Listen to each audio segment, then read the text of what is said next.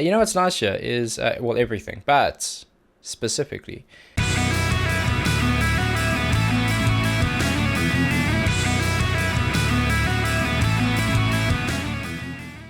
welcome back, and thank you for joining me for another reaction video. If you are new here, please don't forget to subscribe and turn on those notifications and you're good to go. We're back with another Nightwish Saturday, and this one's exciting because it comes courtesy of one of our Discord OGs, Coolty. I was talking to him last night. He was asking what track I'm going to be doing this Saturday, and I said, I've got a couple options, but I tell you what, you pick. And he did. The song is called The Pharaoh Sails To Orion. It says it's from Wishes to Eternity DVD. I don't think I've heard this title of this song before. Maybe one or two people have asked for it in the comments if my memory serves correct, but that's exciting for me. I do know that Tarja is singing on this one, and I'm super excited about that too because I'm a big fan of hers and I want to explore more of her work with Nightwish. Now, keen to get stuck in, so without further ado, Nightwish, The Pharaoh Sails To Orion. Let's see what you got. Okay, Tampere! The time has come for you to show me what you got. You all know this one. This is a song of death and the ever-forgiving sky. This is a song called Pharaoh Sails To Orion! Who's this guy? Okay.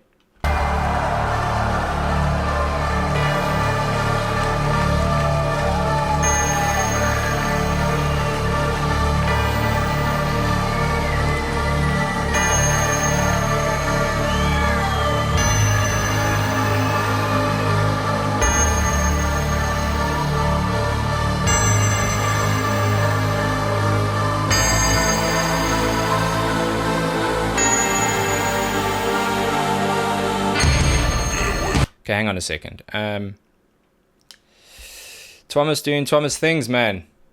I love it. Okay, so his build-ups to me are really remarkable. He does a lot of kind of simple things, but he does them so well, and the placement is perfect. There's almost a sway to that. There's a sway between those two notes, and there's the accent of the bells. Smart. The tonal value of the bells kind of changes and dips up and down too. So there's a sway between the notes, there's a sway between those accents. And then there's almost that key change where it goes up and then you hear more of the kind of choir synth in the background. Just a lot of effort put into creating an atmosphere and hype before a song starts. And I'm a big fan, as we know.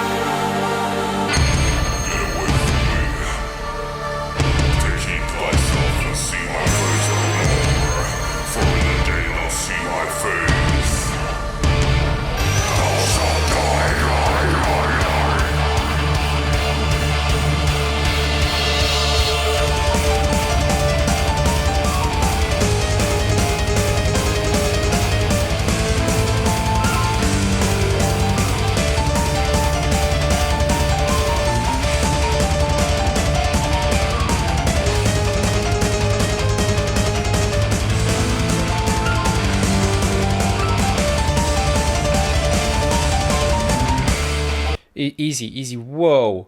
Okay. Still don't know who this guy is. Glad he's there, though. That was a cool start. Let's go back and hear it again, shall we? Now, that was an increase in intensity I was not expecting. Wow.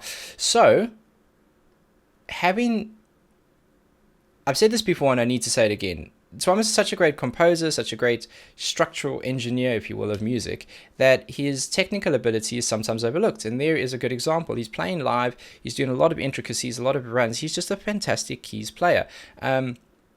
When he built up into that kind of frenetic keys work he was doing, there is a counter note. So even though some of the notes are drifting, if you try hard enough, you can hear one of the constant notes always being hit in the different phrases, with exception to when he does those runs. And those are beautiful because they go completely away from where the counter is and then come all the way back, and then he kind of starts that again. And it's really, really cool. I liked the marriage between that and the drums. It was really quick, clear snare placement, and then you heard it shift. You heard it go from kind of being on the beat to just off, and that creates an illusion that the drums are getting quicker. They aren't. It's just switching the snare placement. It's all very cool.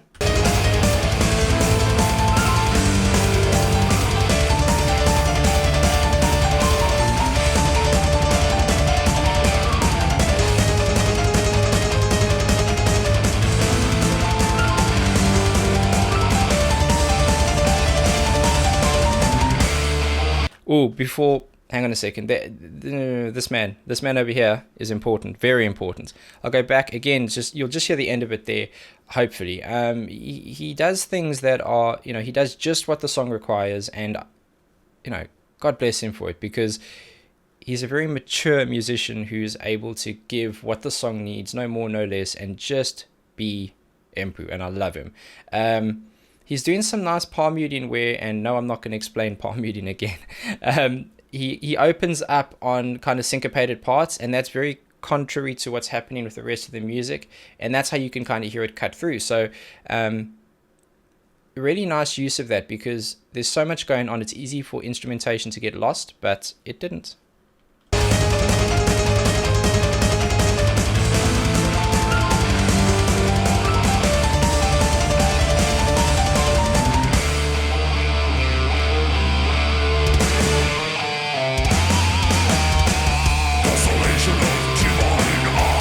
Okay, hang on a second. That's not Marco. Unless I'm going crazy. Who's that guy? Also, who's that guy? There's a lot of things here, a lot of questions. We need answers. Help me out in the comments, please. If I'm doing my job correctly, I'll be in a little chat box, and you guys will be talking to me and letting me know, and I will already be educated. So thank you for that. Empu is playing a Jackson. Shout out Tank.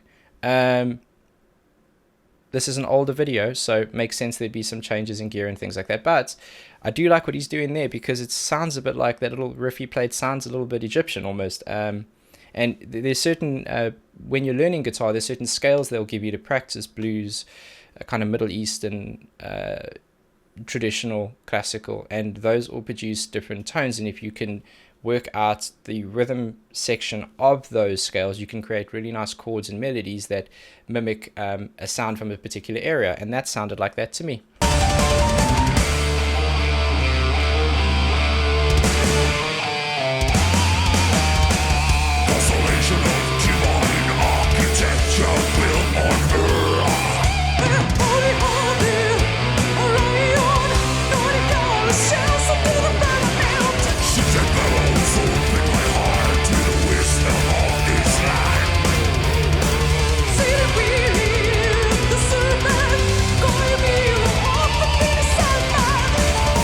I like it. I like the balance. I like the contrast. I've said it before with a lot of symphonic metal that has growling or screaming in. What he's doing is not really growling. It's very, very, very aggressive speaking, and I think it works. It's very kind of guttural. He's almost really opening his mouth quite wide to get that air to push out and create the intensity in the vocals. And you actually, when he was building the song up in the beginning, it's the same kind of technique. It's the same, it almost sounds like the MC technique, when they get out to hype a crowd out, they put an aggression in their voice, they're trying to create excitement, and he's carried that through to the vocal. And then having her with her kind of operatic, more higher pitched, dramatic vocal as a counter to it, there is a big difference. That light and shade works.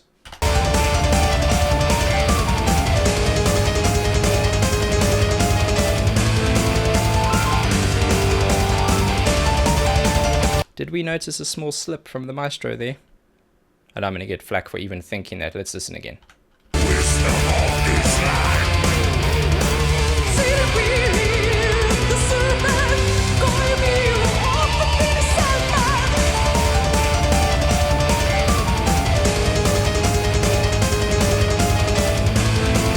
Yeah, it was just over there. It's just a double note hit. When you're playing there quickly, you're going to sometimes hit two keys at once, and I'm sure there was just a small little slip on it. He is human after all, isn't he? Still don't think he is, though.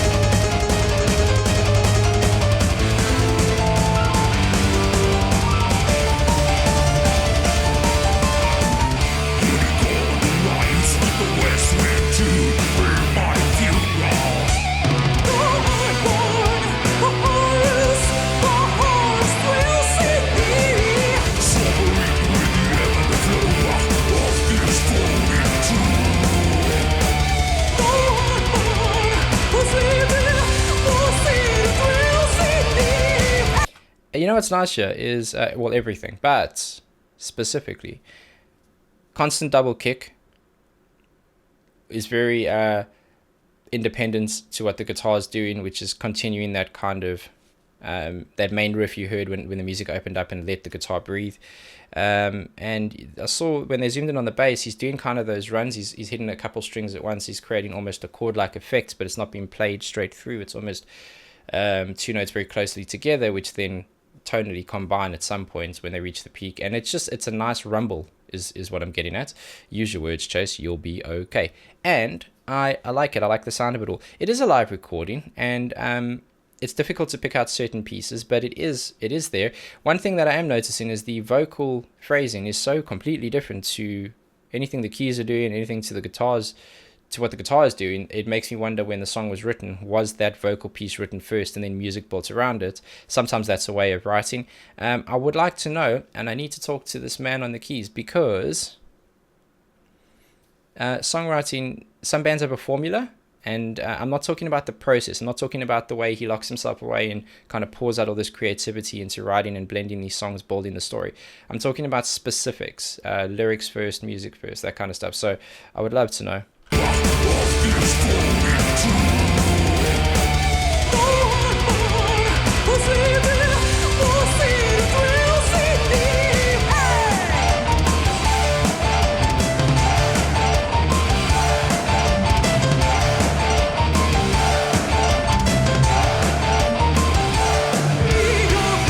Amen, doing the damn thing. The guitar is a bit softer in this mix for my liking. I would like it a bit louder, and this is a good reason why.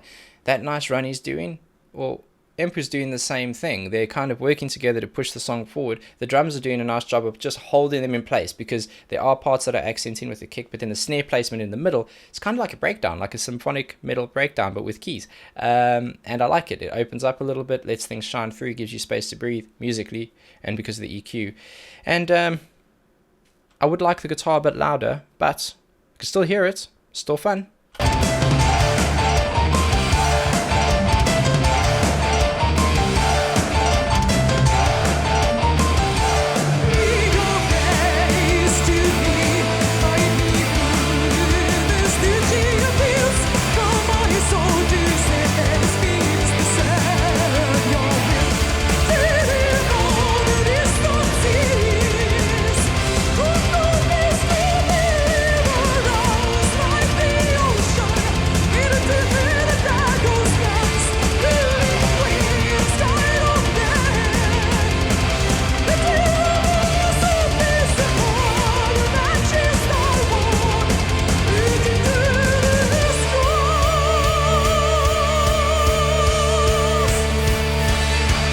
I like that. That's kind of where she shines. That whole, it sounds like, initially when that part started, it sounded like the chords were being rung out, and they weren't. It was playing a very specific pattern. It was like, it's like a different kind of palm muting where he's been very specific about which notes he opens up on, but you're still getting full tonal value the whole way through. And it does, because there is nice quick gallops. It does kind of feel in the beginning like it's being dragged out. The keys are doing really nice synth work to drag out on top of that, which further adds to the effect. And she just sings right on top. It's like a beautiful canvas, and she paints her vocals on top of it, and it's lovely. It's very pretty. I like it all. I think this is where kind of her moment in the song is, and this particular part is the Tarja that I love, because when she's given the freedom to kind of just have long pieces of melody, that's where she shines through. I think you can really hear it in the dips and the phrasing, and I think she's got wonderful breath control. It's all cool, man.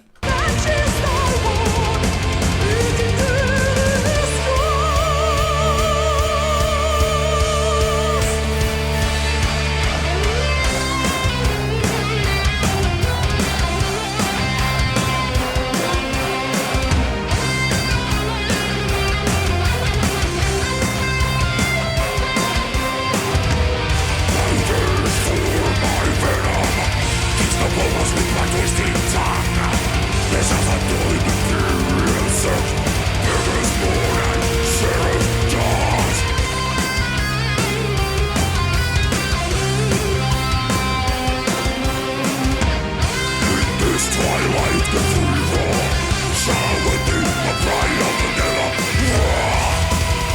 Yeah, he's got a good kind of there. It was a little bit even more guttural when he went to his knees and you could hear it. It's almost like it's like throwing the last bit of air out of your lungs to kind of get that tweak on the end. It almost makes it gives it like this almost sick sound to this growl. It's pretty cool. I like it. I was gonna say when Impu started there, that's more of a lead work piece that is repeatable versus a solo. And there's very small distinction there. Solos are usually more free flowing. There's not a real it's like the jazz of lead pieces, if you will. Whereas that was more of a planned cycle. And the thing that confirmed it for me was when he started screaming as part of that musical piece. It's just awesome, man. You know what? They're doing the damn thing, and I'm happy about it. Thomas, with those really nice accents, he's doing kind of double hits, and one of them is the accent, one of them is the counter. So the accent is the one you can hear louder. It almost sounds like that. If you've ever seen the movie Psycho with the stab scene, there's that. You're going to hear that with the keys as well. And this makes me happy.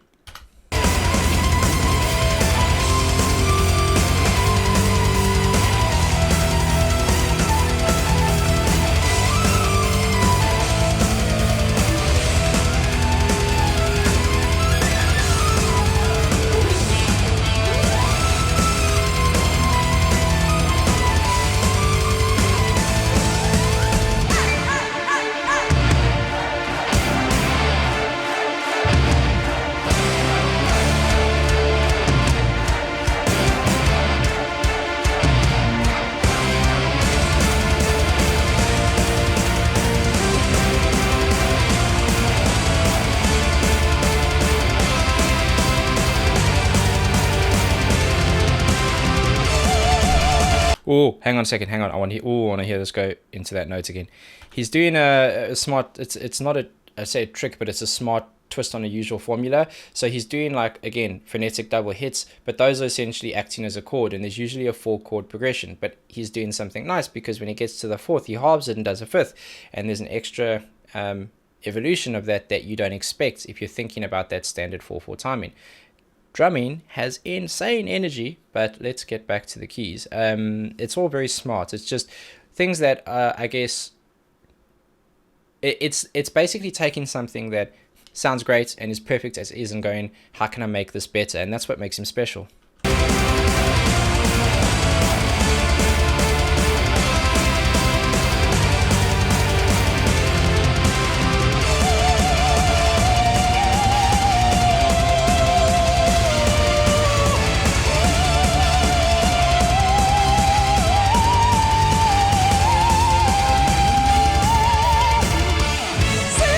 No. Yes. Okay. Beautiful. That is kind of showing off her range, her power, her control. Again, that almost classical sounding, operatic sounding tone to her voice.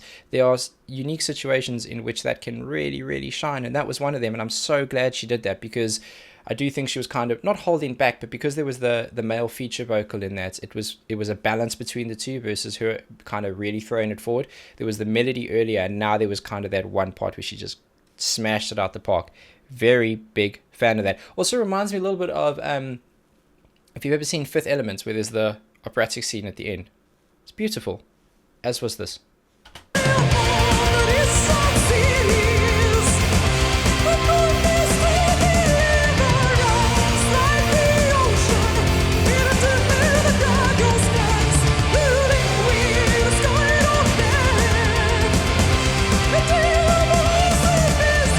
I love it. One more thing with the drums.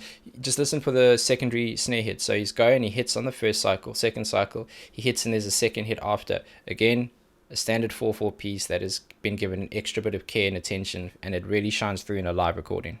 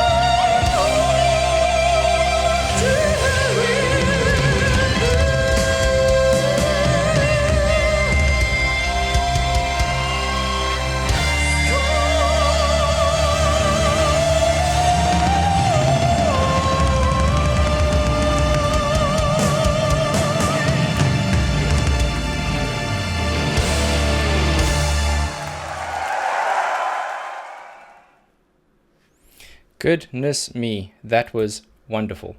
Best way you could have ended that song. Couldn't have predicted that. Really nice slowing down. That slowing down, that consistent, almost exponential slowdown where things get longer and longer as it starts to slow down, and then it settles into a rhythm. That's quite hard to do. That's quite hard to get everyone to line up to. Normally you hear certain instruments falling just ahead or just behind of that. You didn't hear that there. That was beautiful. It was awesome. Big fan of that. And her just belting at the end there as well. Perfect way to end that song. I really enjoyed that. I know it's much older. Goodness me, do they look young. And just a massive fan of this band, and another, in my opinion, successful outing in terms of finding a brilliant song from a band that has become quite quickly important to me. Very important to me, important to my emotional musical journey, my technical musical journey, and my respect for musicians who have clearly poured their heart and soul into a band that is important to people. And it's important to people because it's so evident that there is a technical effort with a very human message at its heart, and that is the secret to their success, or at least to me. Beautiful, awesome, and can't wait for the next one. Let me know where to go next. Until then, please, you be safe. Be nice to each other, and have a damn good day.